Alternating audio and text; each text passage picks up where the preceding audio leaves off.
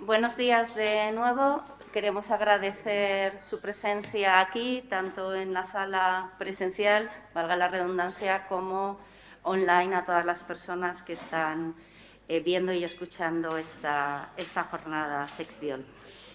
Vamos a comenzar con este espacio donde se va a hacer la presentación del informe Sexviol, titulado Violencia sexual en España, informe de su incidencia mediante el análisis de fuentes estadísticas y jurídicas. En la mesa van a intervenir Esmeralda Ballesteros y Carmen Ruiz Repollo. Voy a presentar a ambas ponentes y después les daré paso para su presentación.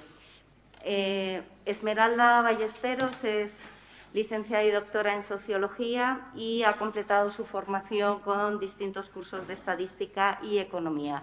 Empezó su trayectoria trabajando en el Consejo Superior de Investigaciones Científicas y en la Secretaría de Acción Sindical y de Empleo de UGT Madrid. Además, ha sido beneficiaria de distintas becas de investigación, tanto pre- como postdoctorales. Sus publicaciones iniciales tenían que ver con la construcción de indicadores socioeconómicos, con la contribución de las mujeres al bienestar material de los hogares en España y la subrepresentación del género en los mercados de trabajo. Sobre estos temas tiene interesantes publicaciones en revistas de alto prestigio en el ámbito nacional sobre todo. Y en los últimos años ha empezado a explorar las condiciones de posibilidad de la imagen en la investigación social, siendo además profesora en el máster de la asignatura de audiovisuales y de la posibilidad de la imagen en la investigación social, en el máster del Departamento de Sociología, Metodología y Teoría de esta facultad. Además de estos temas, últimamente se dedica desde el 2017 al estudio de las agresiones sexuales en España mediante el análisis de contenido de sentencias judiciales. Esmeralda Ballesteros es la promotora e integradora del grupo Sexviol y de los contenidos de las investigaciones que estamos llevando a cabo. Presento a Carmen Ruiz Repollo, que es profesora del Departamento de Sociología de la Universidad de Javier. Ella es doctora en Sociología por la Universidad Pablo de Olavide. Es docente en el Máster de Estudios de Género y Desarrollo Profesional de la Universidad de Sevilla y del Máster Universitario de Estudios de Género en la UNED. Es investigadora y formadora en materia de coeducación y prevención de la violencia de género y violencia sexual en adolescentes y jóvenes para distintos organismos públicos, desde el Ministerio de Educación, la Consejería de Educación, el Instituto Andaluz de la Mujer, entre otros. Ha participado en el diseño y la implementación del primer Plan de Coeducación en Andalucía, del Plan de Coeducación Escolar en Navarra y en el segundo Plan de Coeducación en el País Vasco. Además, en 2017 recibió el Premio Meridiana de la Junta de Andalucía en la categoría de Iniciativas que promueven la educación en igualdad. Forma parte de este grupo Sexviol desde el inicio y hoy nos van a presentar este informe de resultados de la investigación que estamos llevando a cabo. Doy la palabra a Esmeralda Ballesteros. Muchas gracias, profesora Blanco, por tan amable presentación. Gracias a todas las personas presentes y a las virtualmente también participantes. Bueno, ¿qué es esto de Sexviol? Sexviol es una red que se ha tejido fundamentalmente a partir de toda la reflexión que concita el caso San Fermín 2016. Muchas personas en este país, cientos de miles de personas en este país quedamos conmocionadas, no solamente por la crueldad, ¿no?, de la agresión sexual, sino por todo el seguimiento del proceso, ¿no?, de los distintos procesos de enjuiciamiento de ese caso, ¿no? Y el caso San Fermín, como todas ustedes saben, pues fraguó toda una explosión de movilizaciones y de sensibilización, no solo hacia las violencias sexuales, sino también hacia el sesgo patriarcal del razonamiento judicial. Nosotras empezamos a reunirnos, a comentar estas cosas de manera informal, como se suscitan, ¿no?, tantas conversaciones en los pasillos de esta casa, en la cafetería de la facultad, y fuimos dándonos cuenta desde nuestra posición activista y desde nuestros intereses. Todas las miembros de este grupo han trabajado, ¿no?, de alguna forma el género, algunas en particular también la violencia de género, y fuimos tejiendo una red activista y feminista comprometida con el conocimiento de las violencias sexuales. En particular, nos interesaron mucho, nos inspiraron mucho las lecturas de Historia de la violación de George Vigarello o el ensayo seminal de Susan Brownmayer sobre Contra nuestra voluntad. Y, por supuesto, el trabajo de Laura Rita Segatol sobre las estructuras elementales de la violencia. A partir de ahí no sabíamos un poco dónde nos dirigíamos, pero sí que queríamos contribuir al conocimiento desde una perspectiva no androcéntrica. Nosotros nos dábamos cuenta que el estudio de las violencias sexuales parte de la dificultad de acceder al sujeto de observación. No, el acceso a víctimas y supervivientes de este suceso es realmente muy difícil y éticamente exige, ¿no?, de algunas circunstancias. Se conocen o creemos, ¿no?, que existen muchos relatos sobre qué es la violencia sexual producidos en el ámbito médico, en el ámbito policial, en el ámbito judicial, por la prensa, por el discurso fílmico, por el discurso televisivo, por muchos discursos culturales, pero todas estas informaciones de relatos sobre la violencia sexual han tenido como característica la ausencia de la fenomenología de las víctimas. Justamente todos hablan de violencia sexual sin tener en cuenta a las víctimas. De hecho, en el ensayo de Carmen García de la Cueva, Mamá, quiero ser feminista, uno de los párrafos que me llamaba la atención es que cuando narraba la experiencia de violación de una de sus compañeras Erasmus en Alemania y su propia experiencia de intento de violación, ella decía que había buscado, ¿no?, en ese momento, ¿no?, de gran vulnerabilidad, había buscado relatos que hablaran de esa experiencia y no los había encontrado. Apenas consiguió encontrar 3 libros. Esto es gravísimo, porque todos han hablado de una experiencia sin tener en cuenta a las protagonistas. Justamente esto es lo que rompieron el movimiento Me Too y lo que está rompiendo la cuarta ola feminista, y en España experiencias tan interesantes como la promovida por Cristina Fallarás con el hashtag Cuéntalo. Las víctimas tenemos algo que decir. El conocimiento general de la violencia sexual no puede darse a través de otros, sino que debe darse a través de las propias víctimas. Sexviol ideó un plan de investigación en 3 etapas. La primera etapa, en la que más o menos se concluye con estas jornadas, queríamos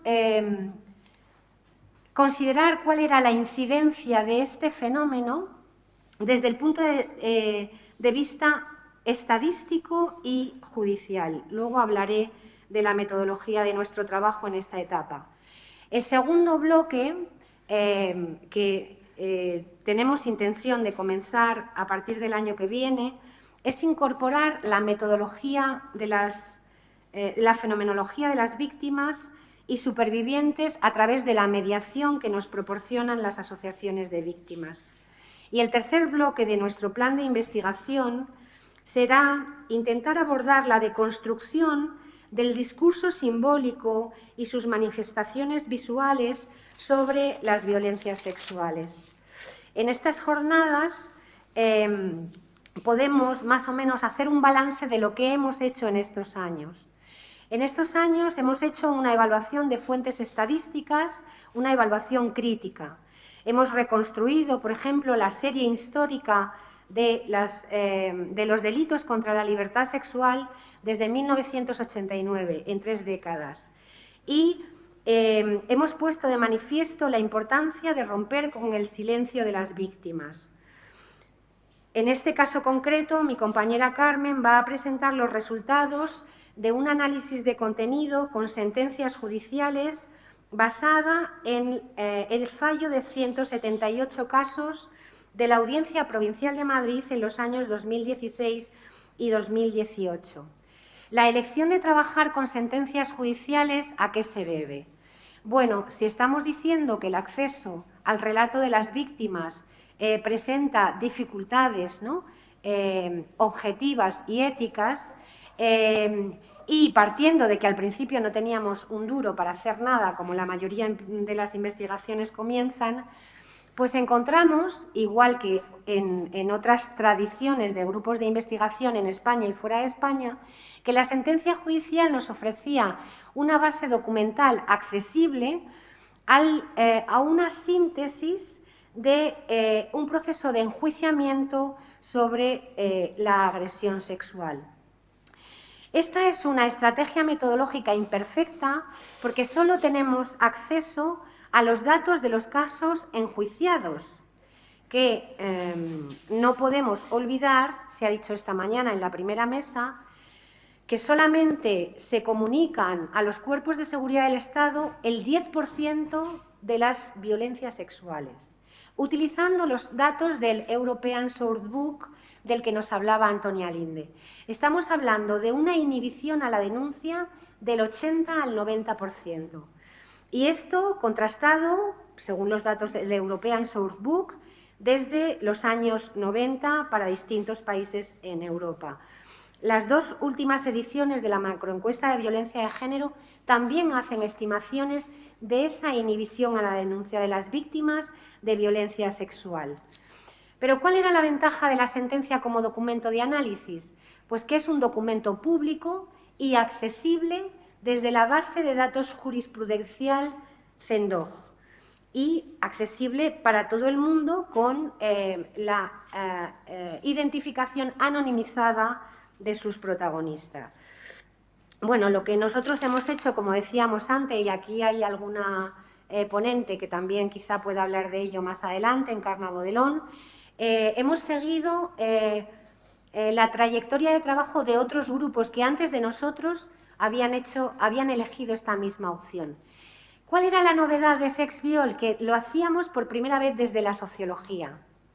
Y esto también es importante, porque la manera de trabajar sobre una misma fuente documental desde los enfoques y las competencias de las distintas áreas son distintas. Y lo que tendríamos que aspirar es a poner en comunicación todos los grupos que hemos trabajado sobre esta base documental y ver qué elementos de mejora y enriquecimiento podríamos hacer. Nosotros empezamos si somos honestas, que creo que a las mujeres o a algunas mujeres no nos importa admitir, ¿no?, pues todos los errores cometidos al principio de esta investigación, pues nos metíamos en un fango que nunca habíamos pisado. Fuimos un poco inconscientes, pero muy tenaces. Entonces hemos dado pasos hacia adelante, pasos hacia atrás, hemos abierto puertas que no llegaban a ninguna parte y al final creemos que después de 3 años hemos aprendido a trabajar mejor con las sentencias judiciales. Nuestro laboratorio de experimentación fue la Audiencia Provincial de Baleares, precisamente por ser uno de los territorios con las tasas de criminalidad sexual más altas de España, y después de ese laboratorio de experimentación pasamos a trabajar con la Audiencia Provincial de Madrid.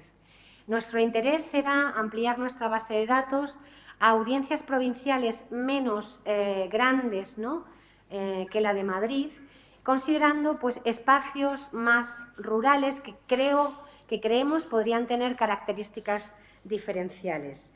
Nuestros resultados son solo un pie de estribo, es decir, somos conscientes que a pesar de nuestro entusiasmo y nuestro tiempo hemos avanzado poco, o sea, nos falta mucho. El conocimiento de las violencias sexuales está muy lejos de ser completo, ¿no?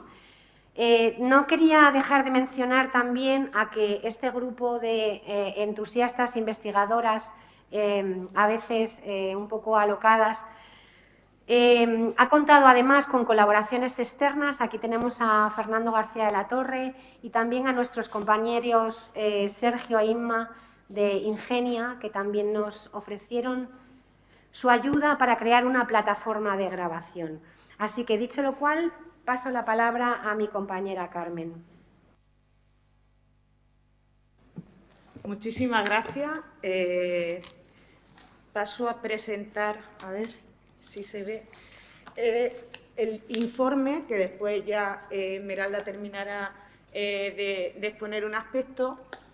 El informe de las 178 sentencias, que bueno, contextualizamos aquí de nuevo, que se trata de un análisis concreto de 178 sentencias con una audiencia provincial concreta.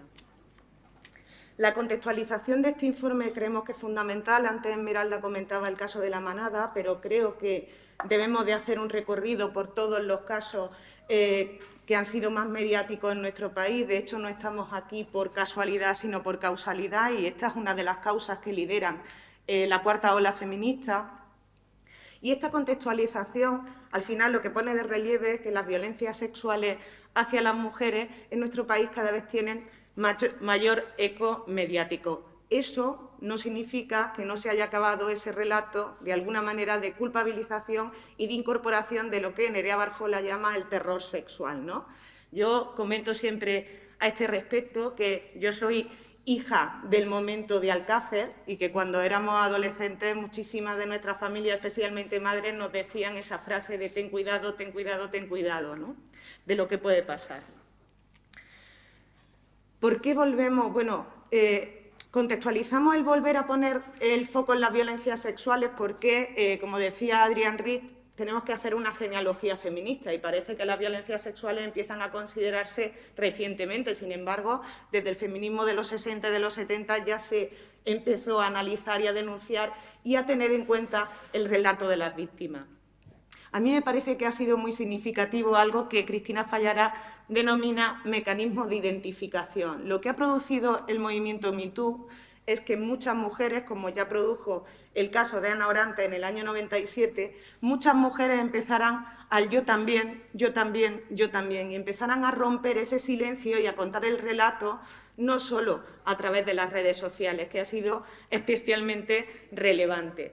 Porque, como argumenta Cristina Fallará en el texto, en Cuéntalo, al final estábamos tan acostumbradas al dato que lo que realmente ha puesto el foco en la preocupación y en la identificación no ha sido otra cosa que el relato de las víctimas en primera persona.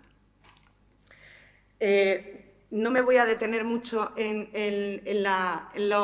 los delitos o en el número de registros de delitos contra la libertad y la indemnidad sexual, porque ya en la mesa anterior ha quedado claro. Lo que sí me resulta interesante el aportar es que en España, en la actualidad, no se han realizado todavía, no tenemos ninguna estadística, ninguna encuesta o macroencuesta sobre victimización de la violencia sexual. Por tanto, las bases de datos con las que estamos trabajando tienen que ver pues, las que ya se han comentado anteriormente, ¿no? La del Ministerio del Interior, la macroencuesta y algunas investigaciones como la de Antígona, Temis, Miguel Lorente, etcétera.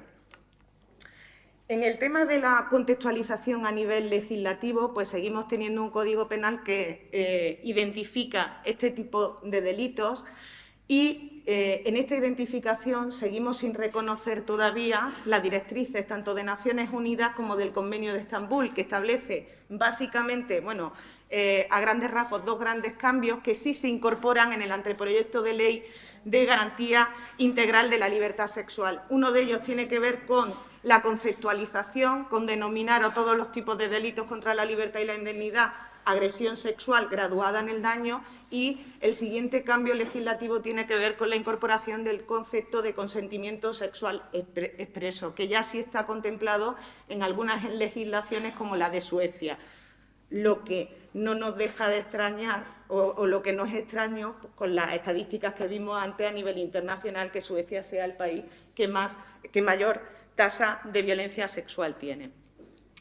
Esto ya lo ha explicado Esmeralda. Una vez que hemos expuesto un poco la contextualización, pasamos a los principales resultados del informe, que, en primer lugar, bueno, los resultados los vamos a relacionar mucho con los mitos, porque creemos que una de las cosas interesantes que ha salido de este informe guarda relación con el cuestionamiento de esos mitos que siguen sosteniendo a la violencia sexual. En primer lugar, encontramos la tipología de las agresiones sexuales y de las 178 sentencias. Lo que estamos viendo es que en el 70% de los casos la agresión sexual se caracteriza por una víctima, un victimario y un solo ataque, y esto al final pone el foco en dos tipos de mitos que se siguen construyendo a nivel del imaginario social. Uno de ellos, el mito de la violación real, que ahora lo explicaré, y otro, la especial incidencia de las agresiones sexuales en grupo, porque parece que, especialmente en los medios de comunicación, el único tipo o la tipología sexual que ocurre en nuestro país tiene que ver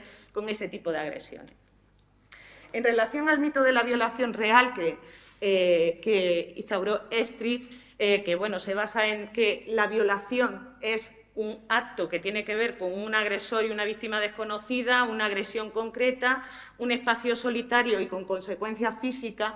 Lo que vemos con el análisis de la sentencia y también con la comparativa de otras investigaciones empíricas y de otros informes es que este mito de la violación real está lejos de representar lo que realmente encontramos en la violencia sexual que sufren las mujeres. Este mito de la violación real al final se convierte en un espejo de la versión dominante que de alguna manera lo que está provocando es lo que denominamos relato único de violencia sexual. ¿Qué significa o qué queremos decir con el relato único? No sé por qué, esto está un poco, pero bueno, se verá.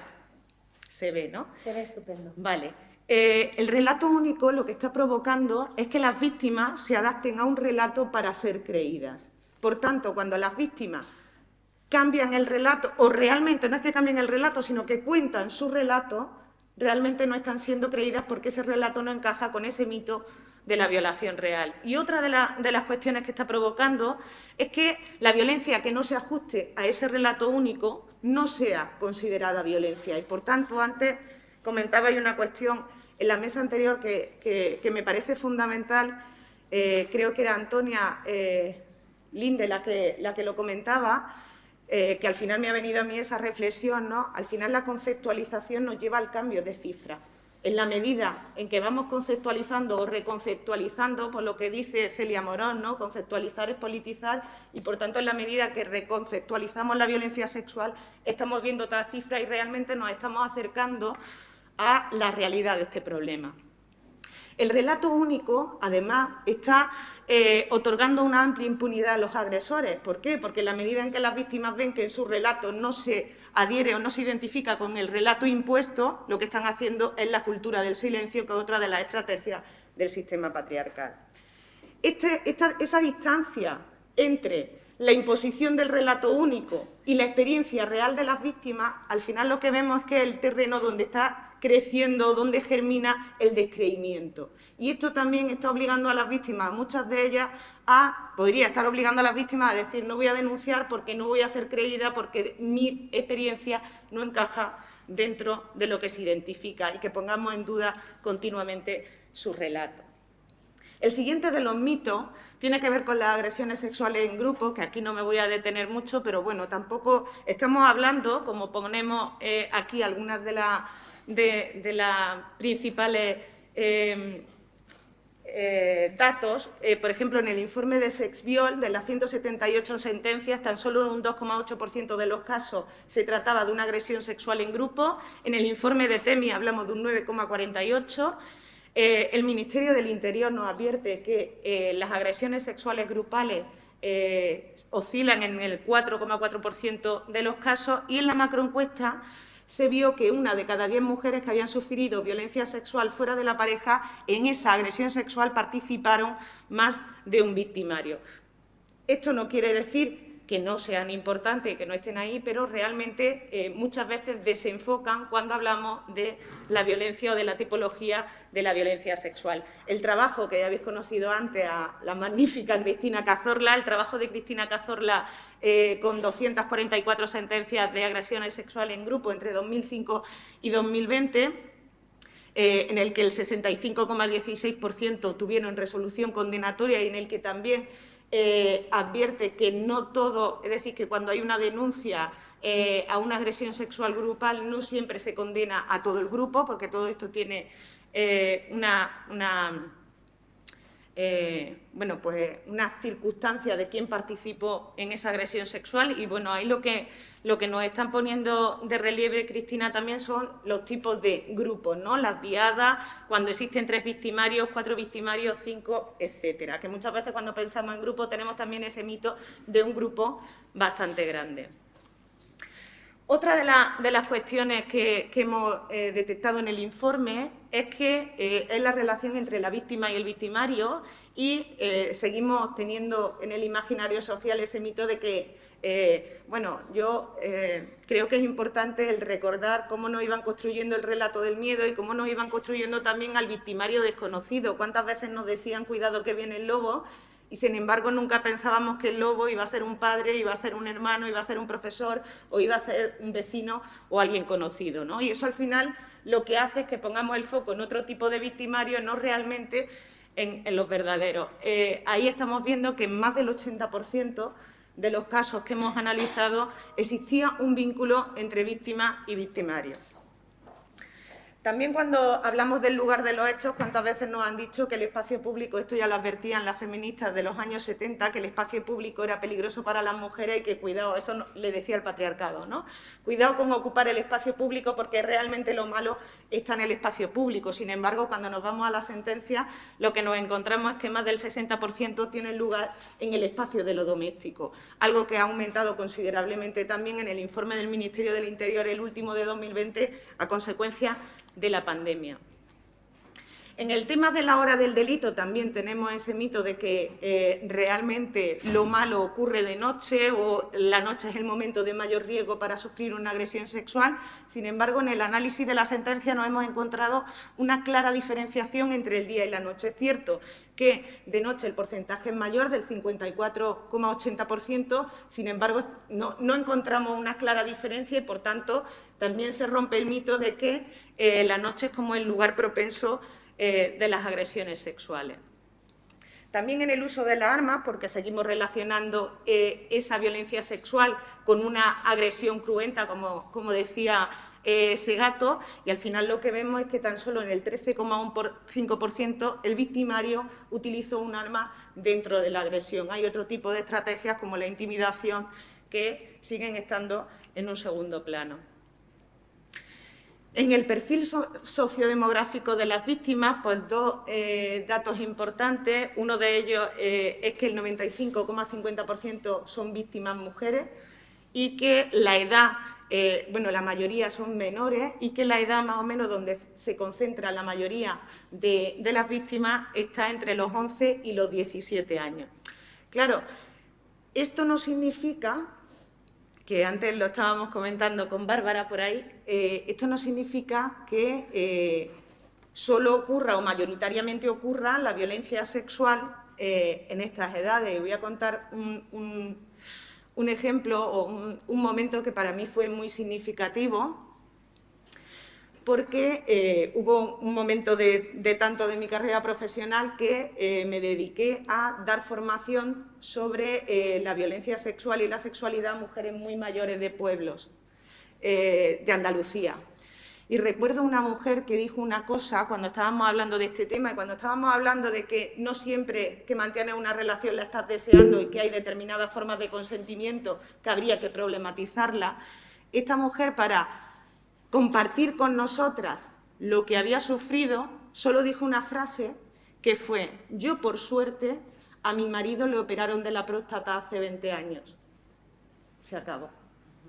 Esto, al final, lo que nos indica es que las mujeres, nos indica o nos puede dar como hipótesis que las mujeres de determinadas generaciones han normalizado muchas formas de violencia sexual y no identifican esas formas de violencia sexual como violencia, especialmente cuando ocurre en el ámbito de la pareja. Si nos vamos a los victimarios, pues como en todos los informes, las cifras cambian y un 99,4% son hombres frente a un porcentaje minoritario de mujeres. Si nos vamos a la edad, nos estamos encontrando una edad bastante joven también, con una mediana de 35 años y con una concentración en la que el 40,6% tenía menos de 30 años.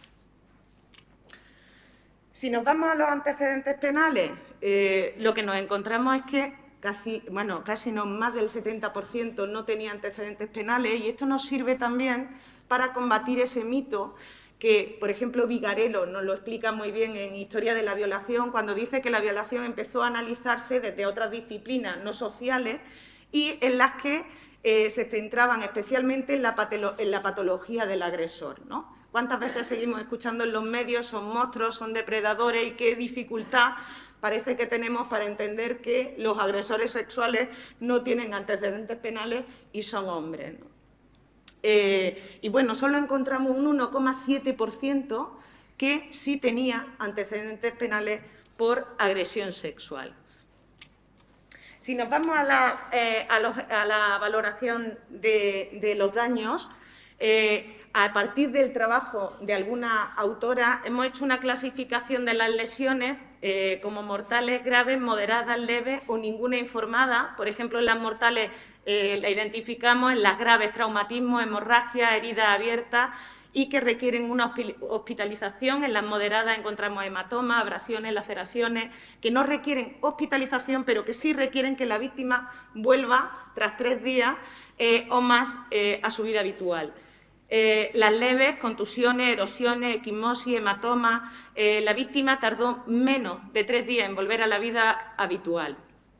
Y en la última, que no existe información. Una vez que hemos explicado estos criterios de clasificación, lo que encontramos en las 178 sentencias es que más del 90% de las agresiones no presentaban una violencia extrema y que al final esto también combate ese mito de que para identificar que sea una agresión sexual tiene que haber consecuencias físicas extremas, cuando hay otro tipo de consecuencias que muchas veces no las valoramos y que creemos pertinente ponerlo en lo alto de la mesa. El momento de la denuncia en relación a los fallos judiciales, que comento esto y te dejo la palabra, Esmeralda, dentro del análisis que hemos encontrado, el 70% de las denuncias se hicieron de manera inmediata y esto también guarda relación con el porcentaje de la valoración de daño. El 70% de las víctimas se le valoró el daño y esto también se identifica con el momento de la denuncia. El momento de la denuncia es fundamental en esa valoración del daño de las 24-48 horas. ¿Y por qué no denuncian las víctimas?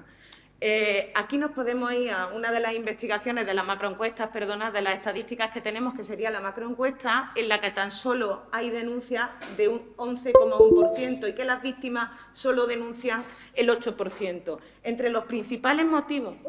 Espérate, ahora mismo te lo dejo.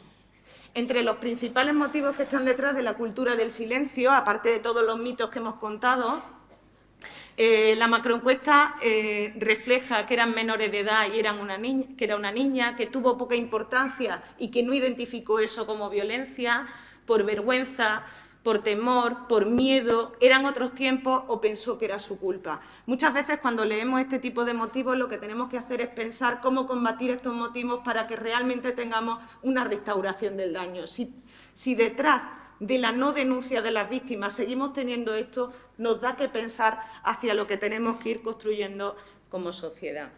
Si nos vamos a los fallos judiciales, el 65% fueron condenas y de ese 65% condenatorio de la sentencia lo que encontramos es que cerca del 76% lo son por agresión sexual. También encontramos en el tema de los fallos judiciales una brecha del 30%, entre las calificaciones que pide la Fiscalía, o que no es que pida la Fiscalía, que denomina la Fiscalía, y lo que realmente después encontramos en las resoluciones judiciales. Una cosa es lo que se identifica y otra realmente después el fallo judicial que exista, que como todas y todos sabemos, esto lo tenemos a diario. Y le dejo la palabra.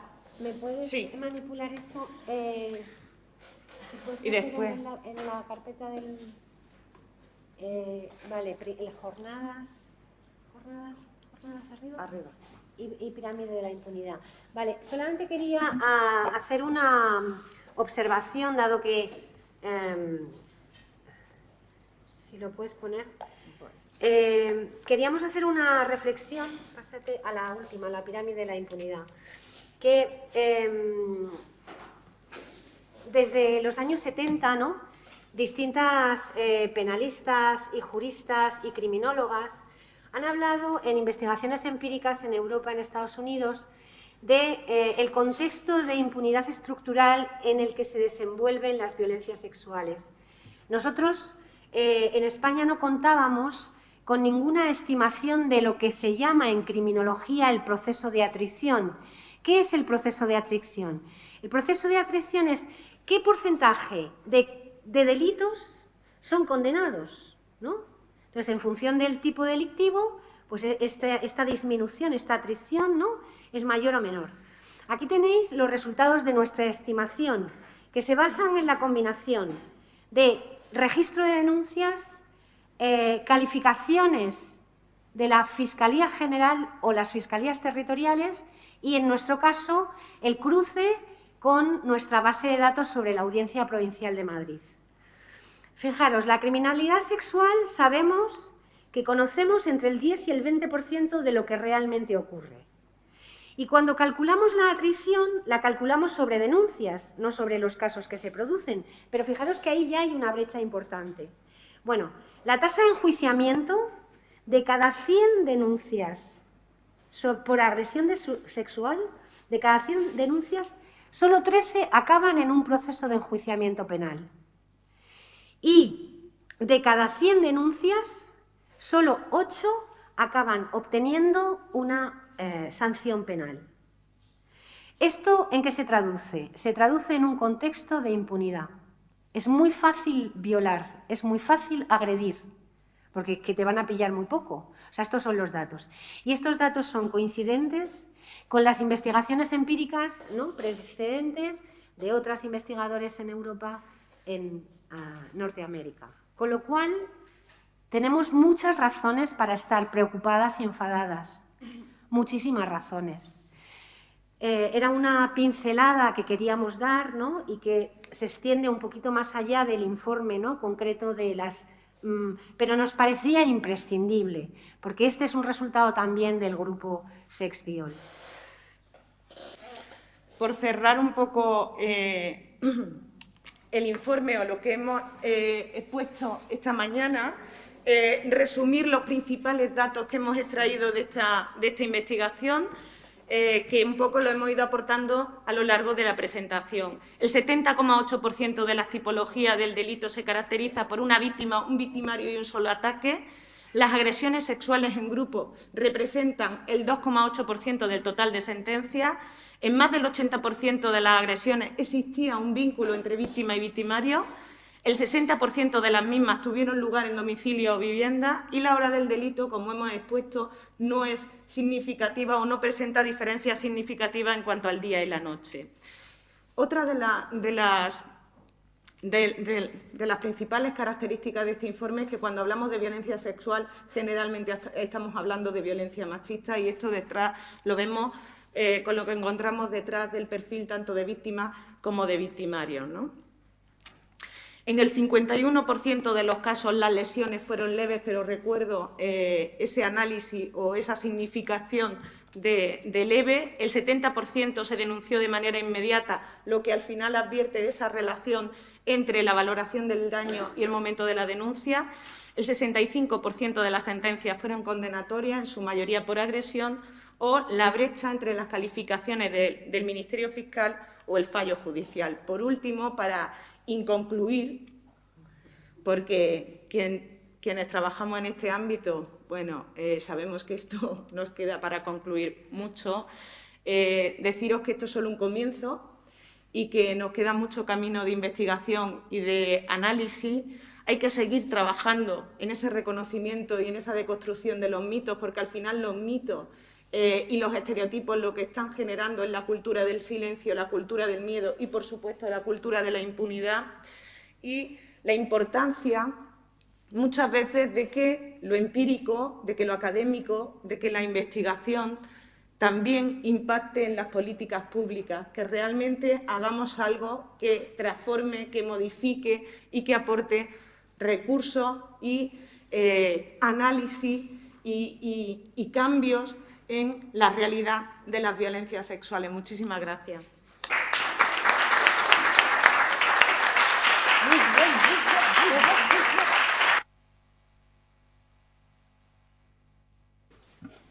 Bien, muchas gracias, Esmeralda, muchas gracias, Carmen. Ahora un pequeño turno de preguntas, si alguien tiene alguna pregunta, algún comentario que hacer, porque tenemos que pasar a la siguiente mesa y llevamos algo de retraso, ¿de acuerdo?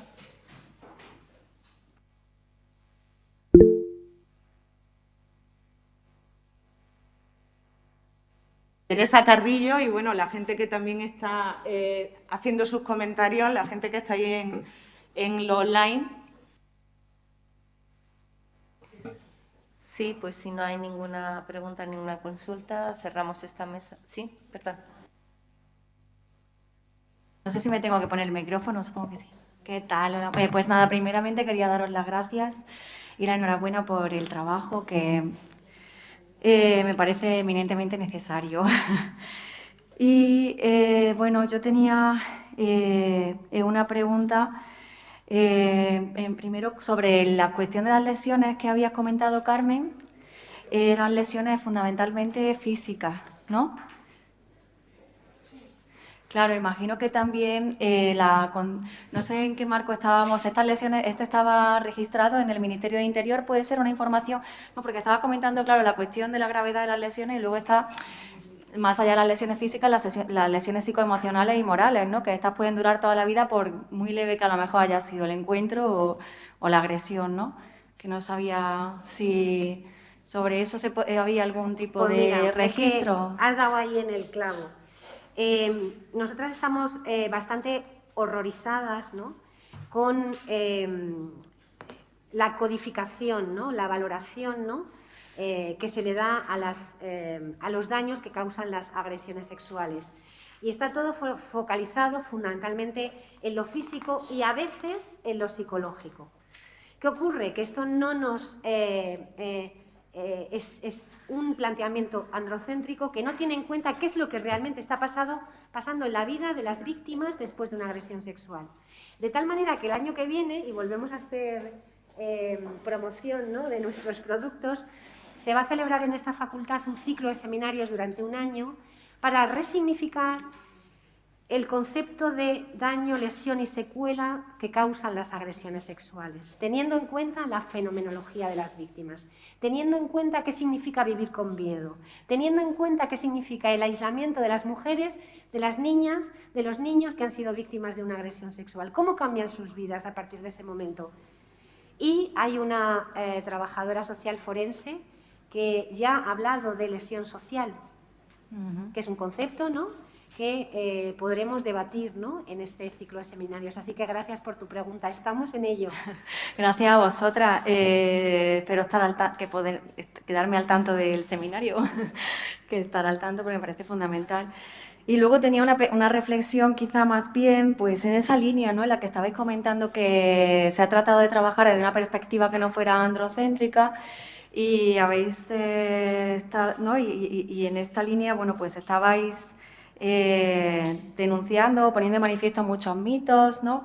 Y luego a mí me venía a la cabeza cómo el sistema de justicia en sí es tremendamente ¿no? Pues androcéntrico y patriarcal, mientras se inviste de todo lo contrario, ¿no? Se inviste de objetividad, de imparcialidad, ¿no? Y cómo ahí hay como un gran dragón contra el que, o cómo afrontar esto, ¿no? Porque está en esa cuestión de cómo se tipifican las lesiones, pero también está en la cuestión de la propia declaración delante de un juicio, lo violenta que es, ¿no? Y creo que de eso se hablará quizá en la sesión siguiente, no lo sé. ¿No? Encontrarte con el agresor y tener que hacer una declaración en un juicio de lo que te pasó sobre un tema que socialmente, ¿no? te oprime y que bueno, es algo que no necesita explicación, ¿no? Y pues la propia presunción de inocencia cuando la criminalidad es fundamentalmente no solamente a nivel sexual, sino en todos los ámbitos es un asunto de hombres. Entonces estamos continuamente, no sé, cuestiones que tenemos como muy dadas por descontado son tremendamente favorables a que esto siga siendo una, una injusticia investida de lo contrario, ¿no? Bueno, simplemente era eso. Gracias. Bueno, en relación a eso, yo creo que de todas quienes estamos aquí conocemos, el sistema patriarcal al final impacta en todas las instituciones, en todos los organismos y en toda la sociedad, ¿no? Entonces, bueno, ya hay investigaciones que algunas de las profesoras Ballesteros y Blanco en las que se advierte del sesgo de género en el tema de la sentencia. Y que, bueno, hace falta, como bien sabemos, todo el tema de formación y concienciación por parte de la Judicatura, ¿no? Y en relación a lo que está preguntando la compañera Teresa Carrillo, si creemos que va a haber algún cambio de paradigma respecto a la persecución de los delitos enfocándose desde los victimarios, bueno, pues ojalá que sí, que se empiece a enfocar desde los victimarios, y yo creo que un paso importante también se está dando por parte de algunas campañas de concienciación y de denuncia, ¿no? Que en vez de enfocar hacia las víctimas diciendo ten cuidado, que es lo que venimos escuchando continuamente, pues ya se advierte o se pone el foco en los victimarios para decirle esto es violencia, ten cuidado, ¿no?